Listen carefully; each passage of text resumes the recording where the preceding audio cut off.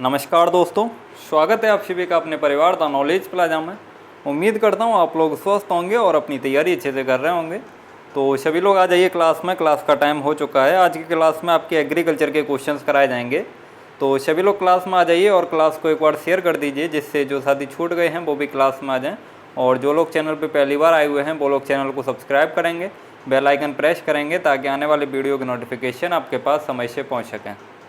और कल का पीडीएफ तो आप लोगों को मिल ही गया होगा, तो उम्मीद करता हूँ आप लोगों ने उससे प्रैक्टिस की होगी।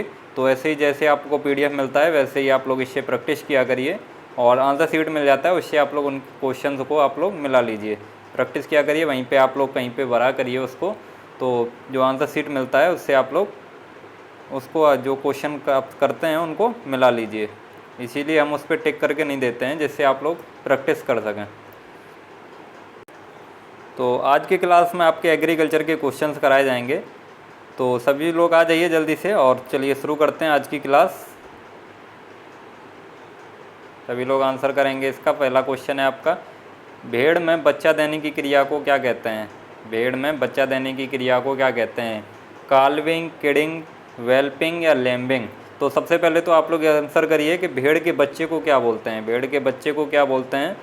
जल्दी से आंसर करिए आप लोग। सभी लोग आंसर करिए जल्दी से। भेड़ के बच्चे को क्या बोलते हैं? तो भेड़ के बच्चे को क्या बोलते हैं? भेड़ के बच्चे को लैम्ब बोलते हैं। क्या बोलते हैं? लैम्ब बोलते हैं इसके बच्चे को। तो इसमें बच्चा देने की क्रिया क्या हो जाएगी? लैम्बिंग। डी ऑप्शन सी हो जाएगा इसका। और यहाँ पे काल्विंग किसे बोलते हैं? तो जो गाय का बच्चा होता है उसे काल्व बोलते हैं। गाय के बच्चे को क्या बोलते हैं? काल्व बोलते हैं। तो गाय में बच्चा देने की क्रिया को क्या बोलेंगे? काल्विंग। ए ऑप्शन सी हो जाएगा इसका। नहीं, यहाँ पे ए ऑप्शन सी नहीं हो जाएगा, यहाँ पे अलग से चीज़ें बता रहे हैं आप लोगों को। तो गाय के बच्चा देने की क्रिया को काल्विंग बोलेंगे। और ये किड बकरी के बच्चे को बोलते हैं। बकरी के बच्चे को किड बोलते हैं। तो बकरी में बच्चे देने की क्रिया को क्या बोलेंगे? किडिंग बोलेंगे। तो यहाँ पे आपसे पूछा गया है कि भेड़ में बच्चे देने की क्रिया को क्या बोलेंगे? तो लैम्बिंग बोलेंगे। इसके बच्चे को लैम्ब बोलते हैं, हिंदी में मेमना बोलते हैं। हिंदी में भेड़ के बच्चे को मेमना बोलते हैं। चलिए अगला क्वेश्चन देखते हैं। यह है आपका, भेड़ की सबसे बड़ी नस्ल है। भेड़ की सबसे बड़ी नस्ल है।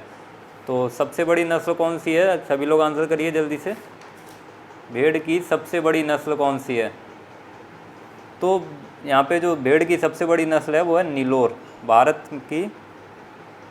भारत की भेड़ की सबसे बड़ी नस्ल जो है वो है नीलोर। ये ऑप्शन सी हो जाएगा इसका। यहाँ पे पेंसिल का कलर चेंज कर लेते हैं, ये थोड़ा कम दिख रहा है। तो चलिए, तो अब अगला क्वेश्चन देखते हैं। ये है आपका, बकरी के मांस को क्या कहते हैं? बकरी के मांस को क्या बोलते हैं? तो बकरी के मांस को क्या बोलते हैं? चेवन। बकरी के मांस को चेवन बोलते हैं। डी ऑप्शन सी होगा इसका। और बीफ किसके मांस को बोलते हैं? तो बीफ गाय के मांस को बोलते हैं। गाय के मांस को क्या बोलते हैं? तो बीफ बोलते हैं। और मटन किसके मांस को बोलते हैं? तो भेड़ के मांस को। भेड़ के मांस को मटन बोलते हैं। और पोर्क बोलते हैं सूअर के मांस को। सूअर के मांस को क्या बोलते हैं? सूअर के मांस को पोर्क बोलते हैं। यहाँ पे जो चीज़ें आप लोगों को बताई जा रही हैं, इनमें अगर आप लोगों को कोई सी चीज़ नहीं आती है तो आप लोग कॉपी पेन आप लोग साथ लेके बैठा करिए। मैंने आप लोगों को पहले ही बताया, तो वो उसको आप लोग नोट करते चलिए। जो चीज़ नहीं आती है उसको आप लोग नोट करते चलेंगे और तैयार कर लेंगे उसको, क्योंकि यहाँ पे जो चीज़ें बताई जा रही हैं वो सब आप लोगों के लिए इम्पोर्टेंट हैं। ये है आपका, किस भैंस का रंग तांबे जैसा होता है? इसका सब लोगों का सही आंसर आना चाहिए। काफ़ी बार मैं क्वेश्चन बता चुका हूँ ये, तो सभी लोगों का सही आंसर आना चाहिए। तांबे जैसा रंग कौन सी भैंस का होता है? तो सभी लोग आंसर करिए फटाफट इसका। और जो लोग नए जुड़े हैं, जिन लोगों को नहीं पता है कि यहाँ पे क्या क्या चल रहा है, तो उन लोगों को पहले तो हम ये बता दें कि यहाँ पे यूपी कैडेट के लिए बहुत सारी क्लासेस कराई जा चुकी हैं, और डेली 8 बजे आपकी क्लास चलती है शाम को। तो डेली 8 बजे आप लोग लाइव आए करिए क्लास में। और UP cadet 2022 all classes UP cadet 2022 all classes के नाम से एक प्लेलिस्ट बनी हुई है। उसमें जाके ये सारी क्लासेस आप लोग देख सकते हैं। उसमें ये सारी क्लासेस के वीडियो अपलोड कर दिए गए हैं। तो जो साथी नए जुड़े हैं वो सारी क्लासेस देख के उनमें जितने भी क्वेश्चन कराए गए हैं वो सब आप लोग तैयार कर लीजिए। और जो साथी नए जुड़े हैं उन लोगों से हम ये कहेंगे कि आप लोग डिस्क्रिप्शन में टेलीग्राम चैनल और व्हाट्सएप ग्रुप की लिंक दी हुई है, उससे जाके आप लोग ज्वाइन हो जाइए, जिससे आप लोगों को जो ज़रूरी इन्फॉर्मेशन दी जाती है वो आप लोगों तक पहुंच सके। और पीडीएफ अगर आप लोग लेना चाहते हैं, जिनको नहीं पता है कि पीडीएफ कैसे मिलेगा, तो जो लोग पुराने जुड़े हैं उन लोगों को तो सब पता ही है कि पीडीएफ कैसे मिलेगा। टेलीग्राम पे और व्हाट्सएप पे उन लोगों को सूचित कर दिया गया था। जो नए जुड़े हैं नहीं पता है उन्हें, तो वो एक नंबर नोट करेंगे 9720802028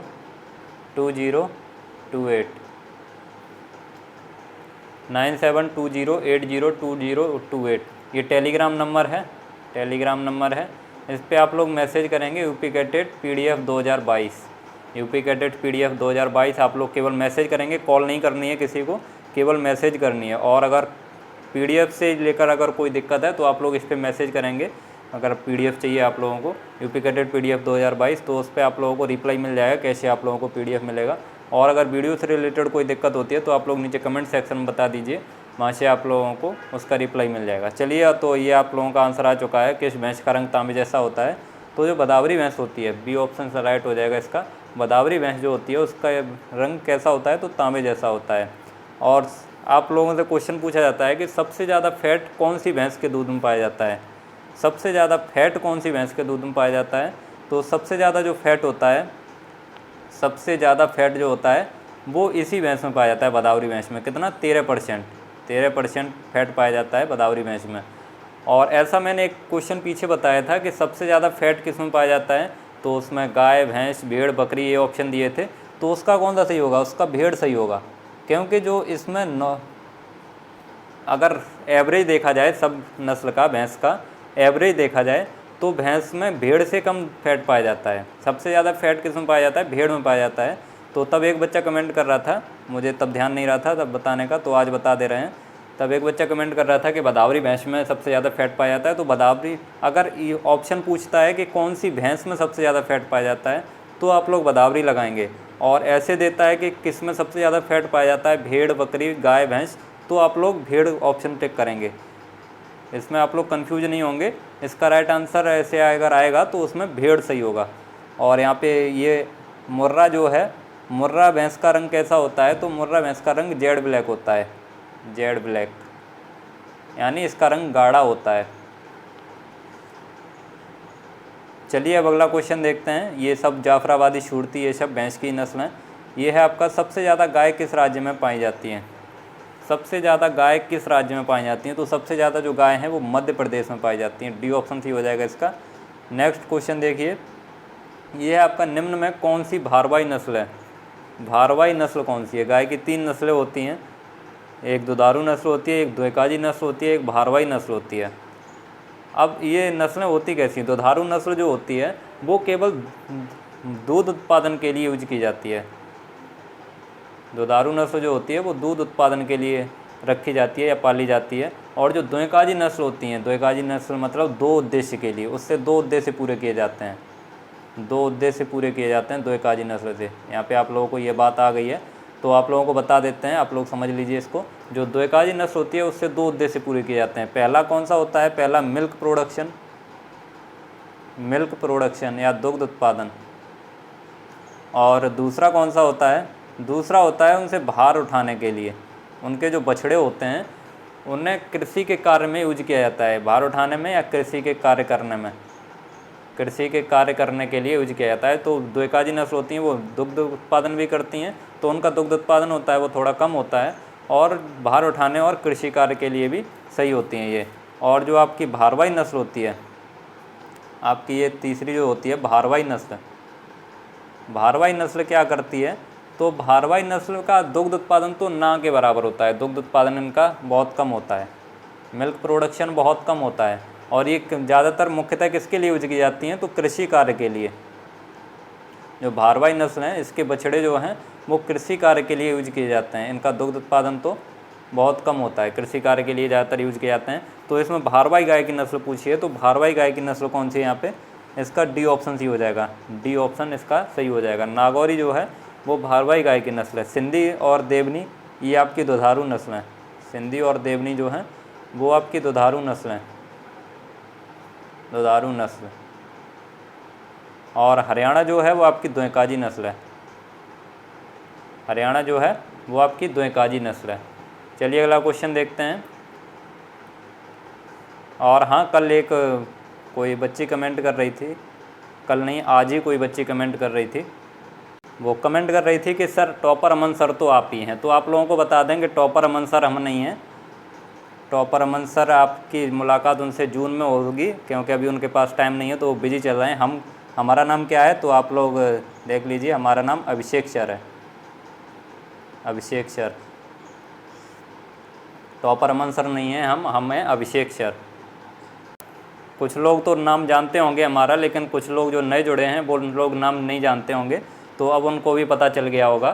तो आपके जो टॉपर अमन सर हैं उनकी मुलाकात आप लोगों से जून में होगी, जैसा कि मैंने आप लोगों को कल की क्लास में बताया था। तो आप लोग तब तक ऐसी तैयारी करते रहिए। आपकी क्लासेस तो डेली चली रही हैं, और ये जो क्लासेस चल रही हैं इनको आप लोग डेली का डेली तैयार करते चलिए। जितने भी यहाँ पे क्वेश्चन कराए जा रहे हैं ये बहुत ही इंपॉर्टेंट क्वेश्चन है। ये समझ लो कि ऐसे ही क्वेश्चन यूपी कैटेट में पूछे जाते हैं। ये सब प्रीवियस ईयर के क्वेश्चन पेपर हैं। आप लोगों को प्रीवियस ईयर के क्वेश्चन पेपर सॉल्व कराए जाएंगे, तो उससे आप लोगों को देखने को मिलेगा कि ये जो क्वेश्चन कराए गए थे ये सब वही क्वेश्चन है। हालांकि थोड़े ज़्यादा क्वेश्चन इसमें कराए जाते हैं, ताकि कोई क्वेश्चन अगर बाहर से आ जाता है पेपर में तो वो भी आप लोगों का इसी से फंस जाए। तो ये है आपका व्हाइट लेगहार्न मुर्गी का उत्पत्ति स्थान है। व्हाइट लेगहार्न मुर्गी का उत्पत्ति स्थान कहाँ पे है? ये नहीं, ऊपर वाला अभी क्वेश्चन बचा है, ये वाला। निम्न में बकरी की विदेशी नस्ल कौन सी है? बकरी की विदेशी नस्ल, इसका आंसर करिए आप लोग। तो बकरी की जो विदेशी नस्ल है वो है शानेन। शानेन जो है वो बकरी की विदेशी नस्ल है। इसका उत्पत्ति स्थान कहाँ पे है? तो स्विट्जरलैंड में, स्विट्जरलैंड। इसका उत्पत्ति स्थान स्विट्जरलैंड में है। और इसको जो शानेन बकरी है इसको दूध की रानी भी बोलते हैं। क्वेश्चन पूछा जाता है कि दूध की रानी किस बकरी को बोलते हैं? दूध की रानी किस बकरी को या किसे बोलते हैं? तो शानेन बकरी जो है उसे दूध की रानी बोलते हैं। ये बकरी की विदेशी नस्ल है। चलिए अब नेक्स्ट क्वेश्चन देखते हैं। ये है आपका व्हाइट लेगहार्न मुर्गी का उत्पत्ति स्थान है। व्हाइट लेगहार्न जो मुर्गी है उसका उत्पत्ति स्थान कहाँ पे है? अमेरिका में, इंग्लैंड में, इटली में या चाइना में? तो जो व्हाइट लेगहार्न है इस मुर्गी का उत्पत्ति स्थान है इटली में। कहाँ पे है? इटली। और ये जो व्हाइट लेगहार्न है ये सबसे हल्की मुर्गी की नस्ल है, सबसे हल्की होती है ये। आप लोगों से क्वेश्चन पूछ लिया है कि सबसे हल्की नस्ल कौन सी है, सबसे हल्की मुर्गी की नस्ल कौन सी है? तो ये व्हाइट लेगहार्न है। और यही सबसे ज़्यादा अंडा प्रोडक्शन करती है, मतलब एग प्रोडक्शन सबसे ज़्यादा किसका है? अंडा उत्पादन। तो एग प्रोडक्शन जो है वो सबसे ज़्यादा इसी का है, व्हाइट लेगहार्न का। इससे 3 क्वेश्चन बन गए। ये तीनों क्वेश्चन आप लोगों को तैयार होने चाहिए, ये तीनों ही क्वेश्चन पूछे जाते हैं। तो ये है आपका मुर्गी के अंडे का औसत भार है। मुर्गी के अंडे का औसत भार कितना होता है? एवरेज वेट जो होता है वो होता है 55 टू 58 ग्राम, 55 टू 58 ग्राम। तो इसमें बी ऑप्शन सी हो जाएगा। वैसे कितना होता है? तो 55 से 58 ग्राम के लगभग होता है, तो इसका बी ऑप्शन सी हो जाएगा 58 ग्राम। चलिए नेक्स्ट क्वेश्चन देखते हैं। ये है आपका राष्ट्रीय दुग्ध विकास बोर्ड NDDB कहाँ स्थित है? NDDB का फुल फॉर्म क्या है? तो नेशनल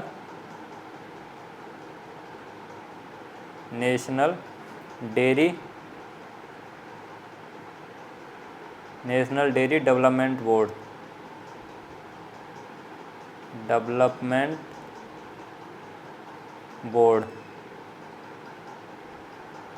तो ये जो आपका नेशनल डेयरी डेवलपमेंट बोर्ड है ये कहाँ पे स्थित है? तो ये है आपका आनंद, गुजरात में। कहाँ पे है? आनंद, गुजरात में। आनंद, गुजरात में। इसकी स्थापना कब हुई थी? तो इसकी स्थापना हुई थी 1965 में। कब हुई थी? 1965 में। तो ए ऑप्शन सही हो जाएगा इसका। और आपका एक और ऐसा ही क्वेश्चन पूछा जाता है, NDRI national dairy research institute. NDRI national dairy research institute. तो ये आपका NDRI कहाँ पे है? NDRI आपका करनाल, हरियाणा में है। और NDDB कहाँ पे है, ये आनंद गुजरात में। चलिए अब अगला क्वेश्चन देखते हैं। ये है आपका केंद्रीय पक्षी अनुसंधान संस्थान स्थित है। केंद्रीय पक्षी अनुसंधान संस्थान कहाँ स्थित है, गोरखपुर, जूनागढ़, बरेली या कानपुर। तो केंद्रीय पक्षी अनुसंधान संस्थान जो है वो आपका यूपी में ही पड़ता है। कहाँ पे है, बरेली में। बरेली आपका यूपी में ही पड़ता है। तो ये जो केंद्रीय पक्षी अनुसंधान संस्थान है वो कहाँ पे है, बरेली में। सी ऑप्शन सी हो जाएगा इसका। नेक्स्ट क्वेश्चन देखते हैं। आप लोग क्लास को शेयर कर दीजिए, जिससे जो साथी और पढ़ना चाहते हैं वो भी क्लास में आ जाएं। और अगर क्लास अच्छी लग रही है तो इसे लाइक करते चलिए। और आप लोगों को यहाँ पे जितने भी क्वेश्चन कराए जाते हैं ये आप लोग अच्छे से तैयार करते चलिए। डेली का डेली तैयार करिए, इकट्ठा मत करिए, इकट्ठा करोगे तो दिक्कत हो जाएगी। इसलिए जितना डेली कराया जाता है वो आप लोग डेली का डेली तैयार करिए। ये है आपका देवनी गाय का जन्म स्थान कहाँ पे है। तो देवनी गाय का जो जन्म स्थान है वो है हैदराबाद में। कहाँ पे है, हैदराबाद में। ये ऑप्शन सी हो जाएगा इसका। अगला क्वेश्चन देखते हैं। ये है आपका मक्के में शीर्ष कलिका रोग किस की कमी से होता है।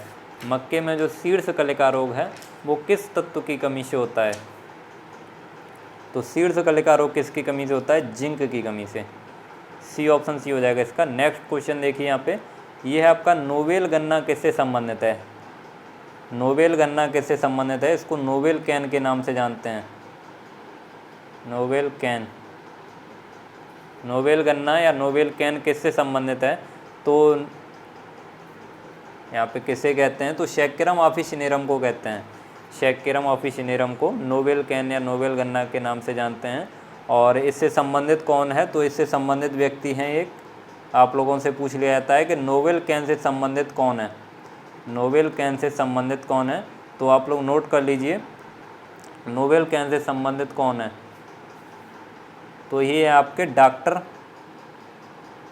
TS वेंकटरमन।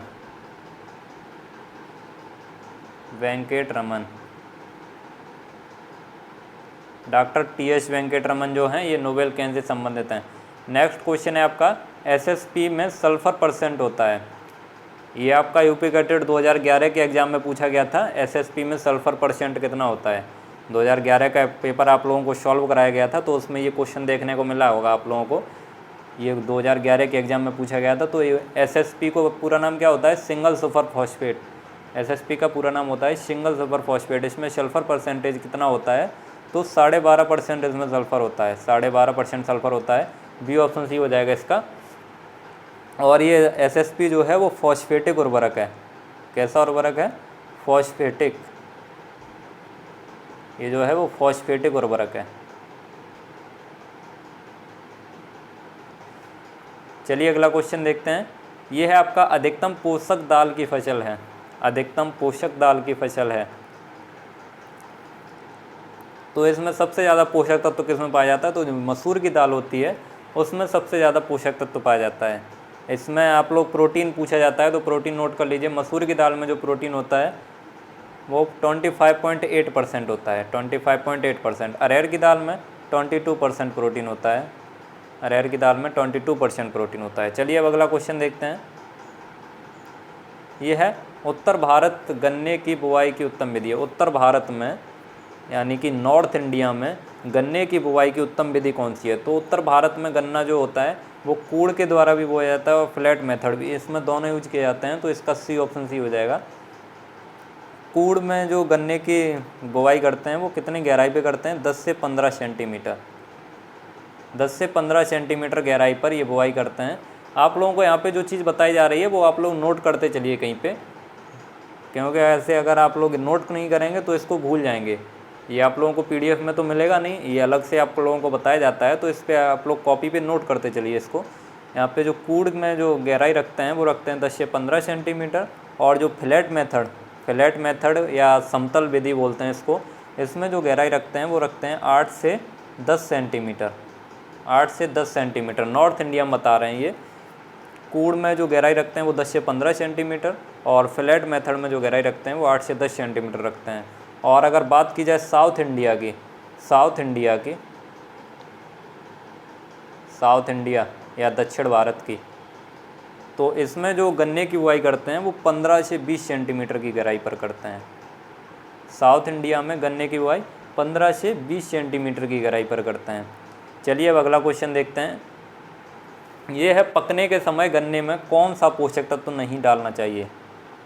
पकने के जब गन्ना पकता है उस समय गन्ने में कौन सा पोषक तत्व नहीं डालना चाहिए। सभी लोग आंसर करिए इसका, और सभी का आंसर बिल्कुल सही आना चाहिए। इतने दिन से क्लासें चला रहे हैं तो कुछ तो आप लोगों को पता चलना चाहिए। तो सभी लोग जल्दी से आंसर करिए इसका।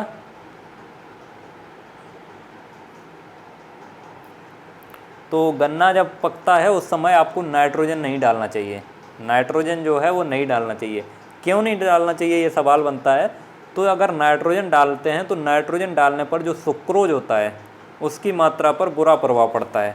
सुक्रोज क्या होता है आप लोग पूछेंगे। तो सुक्रोज जो होता है, सुक्रोज से ही आप लोगों के जो गन्ने में मिठास आती है, आप लोगों के जो गन्ने में मिठास आती है वो किससे आती है, सुक्रोज से आती है। तो अगर आप लोग जब गन्ना पकता है उस समय नाइट्रोजन दे देंगे तो सुक्रोज की मात्रा घट जाएगी, यानी कि बुरा प्रभाव पड़ता है। तो इसका मतलब यही है इसकी सुक्रोज की मात्रा घट जाएगी। तो सुक्रोज की मात्रा घट जाएगी तो आपके जो गन्ने की मिठास है वो कम आ जाएगी। गन्ने की मिठास कम हो जाएगी तो उसकी क्वालिटी ख़राब हो जाएगी, तो वो आपका जो गन्ना है वो कम कीमत में बिकेगा। इसलिए गन्ने जब पकता है उस समय कौन सा पोषक तत्व तो नहीं डालना चाहिए, तो नाइट्रोजन नहीं डालना चाहिए। आप लोग केवल इतना ही याद करें कि गन्ना जब पकता है उस समय नाइट्रोजन नहीं डालना चाहिए। ये एक्स्ट्रा नॉलेज हमने आप लोगों को दे दी है, तो आप लोग अपने पास रखें इसको। और चलिए अब अगला क्वेश्चन देखते हैं। अगर आप लोगों से कोई पूछ लेता है कि क्यों नहीं डालना चाहिए, ऐसे आप लोग रट लिए हैं कि नाइट्रोजन नहीं डालना चाहिए, क्यों नहीं डालना चाहिए, तो आप लोग बता सकते हैं कोई पूछे तो। ये है आपका फेलेरिस माइनर के लिए किस खरपतवारनाशी का प्रयोग करते हैं। तो फेलेरिस माइनर क्या होता है आप लोगों को पता है तो जल्दी से आंसर करिए इसका। वैसे ज़्यादातर लोगों को पता होगा, यूपी कैडेट के एग्जाम में फेलेरिस माइनर ही लिख के आता है। एक बार पूछा गया था ये क्वेश्चन तो उसमें फेलेरिस माइनर ही लिखा था, तो आप लोग पता होगा ये फेलेरिस माइनर क्या होता है। गेहूं का मामा,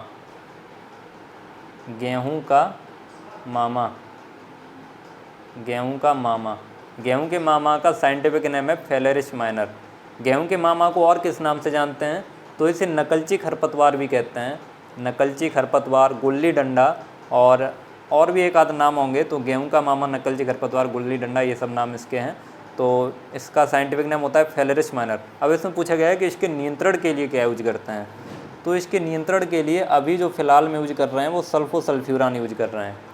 क्या यूज कर रहे हैं, तो सल्फोसल्फ्यूरान, सी ऑप्शन सही हो जाएगा। लेकिन पहले आइसोप्रोट्यूरान का यूज किया जाता था। पहले आइसोप्रोट्यूरान का यूज किया गया था, लेकिन इसको बैन कर दिया गया है। आइसोप्रोट्यूरान में कोई कमियां रही होंगी इसलिए इसको बैन कर दिया गया है। अब जो फ़िलहाल में यूज कर रहे हैं वो सल्फोसल्फ्यूरान का यूज कर रहे हैं। और 2,4-D का यूज किस लिए करते हैं, तो 2,4-D का यूज चौड़ी पत्ती वाले जो खरपतवार होते हैं उसके नियंत्रण के लिए 2,4-D का यूज करते हैं। जैसे आप लोगों का बथुआ हो गया,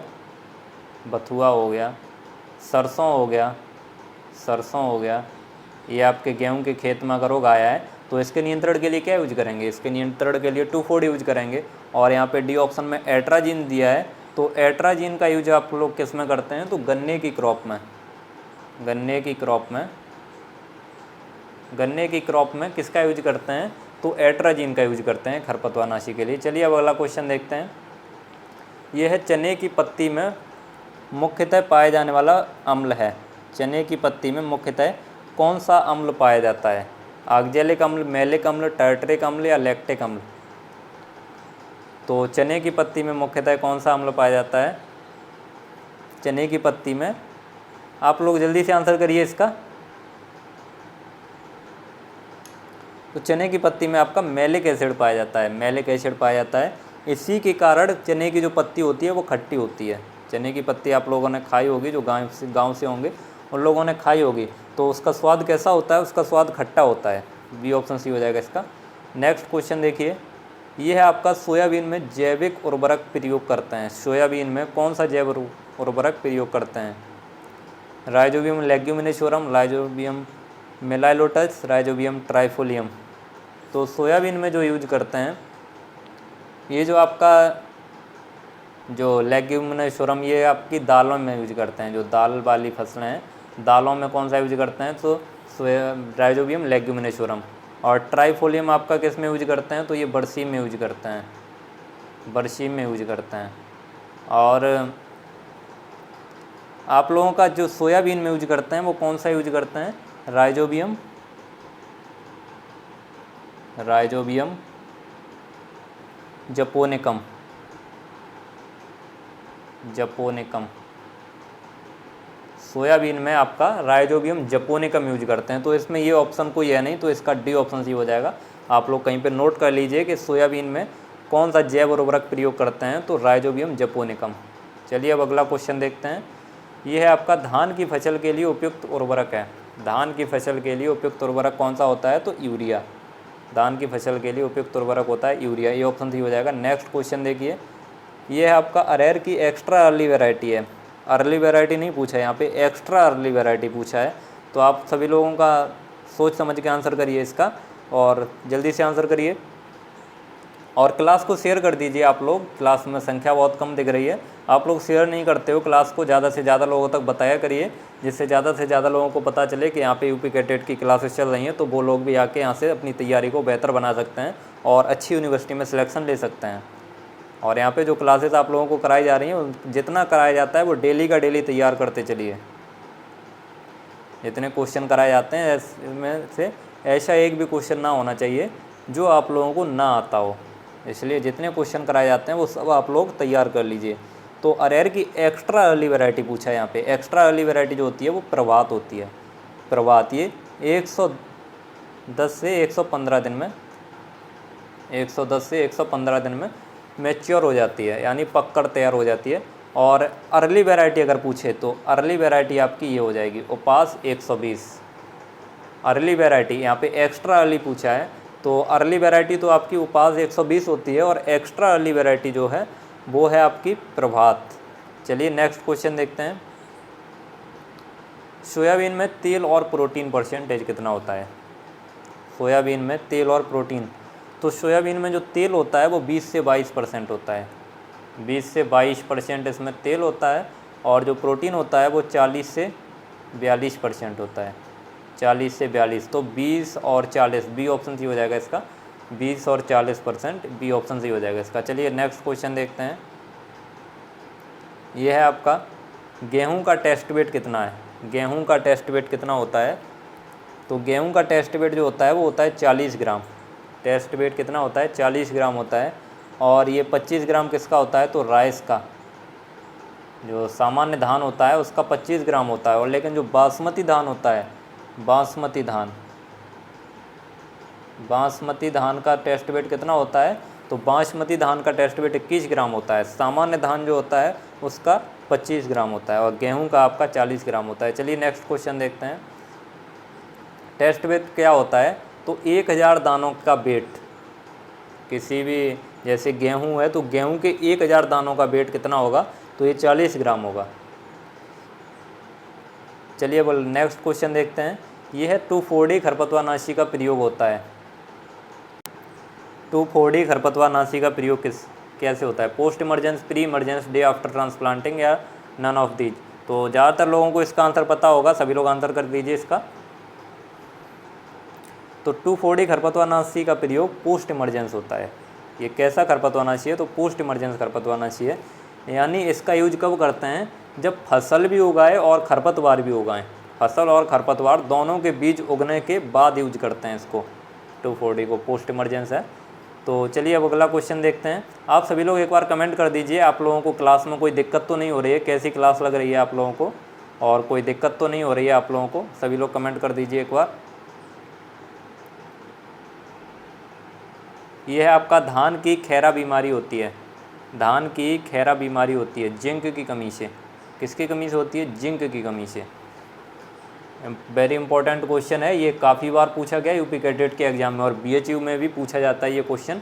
तो आप लोगों को ये तो वैसे सामान्य क्वेश्चन हो गया है, अब तो सब लोगों को तैयार रहता है, लेकिन यूपी कैडेट ने ये काफ़ी बार क्वेश्चन पूछा है, और बीएचयू ने भी क्वेश्चन पूछा है। तो आप लोग इसको अच्छे से तैयार करिए। जिंक की कमी से होता है धान में खैरा रोग।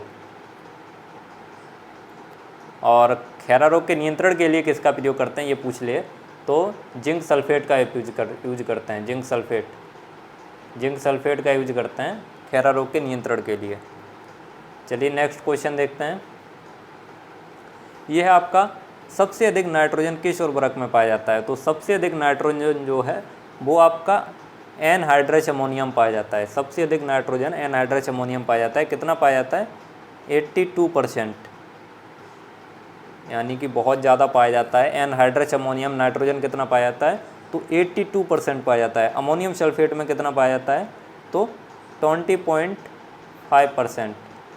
20.5% आपका अमोनियम सल्फेट में पाया जाता है। यूरिया में कितना पाया जाता है? तो यूरिया में 46% पाया जाता है। यूरिया में 46% पाया जाता है। तो चलिए अब अगला क्वेश्चन देखते हैं। और ये तो आपका फॉस्फेटिक उर्वरक है SSP। तो ये आपका सरसों की बीज दर मिश्रित फसल में, यानी कि मिश्रित फसल में सरसों की बीज दर कितनी रखेंगे।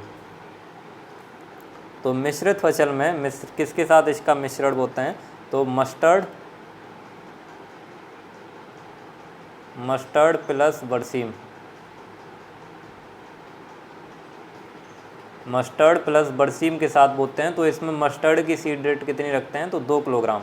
2 किलोग्राम बीज मस्टर्ड का रखते हैं। और अगर सामान्यतः पूछी जाए, सामान्यतः सरसों की बीज दर कितनी होती है या सीड रेट कितनी होती है? तो ये होती है 5 से 6 किलोग्राम पर हेक्टेयर। 5 से 6 किलोग्राम पर हेक्टेयर। और मिश्रित फसल में पूछी जाए तो 2 किलोग्राम। चलिए नेक्स्ट क्वेश्चन देखते हैं। यह है आप आज का लास्ट क्वेश्चन है, यहीं पे करते हैं। यह है आपका चारे के लिए ज्वार की बीज दर पर हेक्टेयर कितनी होती है। तो यहाँ पे चारे के लिए पूछा है। चारे के लिए इसकी बीज दर कितनी होगी? चारे के लिए ज़्यादा बीज दर होती है, तो कितनी होगी? 40 किलोग्राम, यानी कि इसकी कितनी होती है? 40 से 50 किलोग्राम होती है। 40 से 50 किलोग्राम पर हेक्टेयर। तो इसमें 40 किलोग्राम वाला ऑप्शन सही हो जाएगा इसका। और अगर दाना हेतु पूछता, दाना हेतु कितनी होती है? दाना हेतु, दाना के लिए कितनी होती है? तो 12 से 15 किलोग्राम। 12 से 15 किलोग्राम दाना के लिए 12 से 15 किलोग्राम पर हेक्टेयर होती है। चलिए तो अब आज के आपके क्वेश्चन यहीं पे समाप्त होते हैं। अगर क्लास अच्छी लगी हो तो इसे लाइक कीजिए, ज़्यादा से ज़्यादा लोगों तक शेयर कीजिए। और जो लोग चैनल पे पहली बार आए हुए हैं वो लोग चैनल को सब्सक्राइब करेंगे, बेल आइकन प्रेस करेंगे, ताकि आने वाले वीडियो की नोटिफिकेशन आपके पास समय से पहुँच सकें। और इसका PDF आप लोगों को कल प्रोवाइड कर दिया जाएगा। अभी आप लोगों के 30 क्वेश्चन बचे हुए हैं। आप लोगों को जैसा कि मैंने बताया था, आपका जो साइंस वाला PDF होता है वो 50 क्वेश्चन का रहता है और एग्रीकल्चर वाला PDF 60 क्वेश्चन का रहता है। तो जब पूरे क्वेश्चन हो जाते हैं तब आप लोगों को PDF प्रोवाइड कर दिया जाता है। कल आप लोगों को इसका PDF मिल गया था, इसका PDF आप लोगों को कल प्रोवाइड कर दिया जाएगा। कल ये सारे क्वेश्चन आप लोगों के कंप्लीट करा दिए जाएंगे। और जो लोग चैनल पे पहली बार आए हुए हैं और वो PDF वाले ग्रुप में ऐड होना चाहते हैं, यानी पेड ग्रुप में ऐड होना चाहते हैं, तो वो ये नंबर है 97 20 80 20 28। 97 20 80 20 28 ये टेलीग्राम नंबर है। इस पर आप लोगों को मैसेज करनी है UP CATET PDF 2022। UP CATET PDF 2022 लिखकर आप लोगों को मैसेज करनी है। तो उस पर आप लोगों को प्रोसेस के बारे में पता चल जाएगा, कैसे आप लोगों को PDF मिलेगा, कैसे आप लोगों को पेड ग्रुप में ऐड किया जाएगा। कॉल नहीं करनी है आप लोगों को, केवल मैसेज करनी है। अगर वीडियो से रिलेटेड कोई दिक्कत है तो आप लोग कमेंट सेक्शन में कमेंट करके वहाँ पे आप लोगों को रिप्लाई दे दिया जाएगा। और आप लोग अब जितना क्वेश्चन कराए जाते हैं आप लोगों को, उतना आप लोग डेली का डेली तैयार करते चलिए और रिवीजन ज़्यादा से ज़्यादा करिए। जो आप लोगों ने नोट्स तैयार किए हैं उससे आप लोग रिवीजन बहुत ज़्यादा करिए। जितना ज़्यादा से ज़्यादा रिवीजन कर सकें उतना आप लोगों के लिए बढ़िया है। तो ज़्यादा से ज़्यादा रिवीजन करिए और जहाँ पे जो क्वेश्चन कराए जाते हैं उनको डेली का डेली तैयार करिए। चलिए अब मिलेंगे आप लोगों को कल की क्लास में। तब तक के लिए सभी लोगों को गुड नाइट। जय हिंद, वंदे मातरम।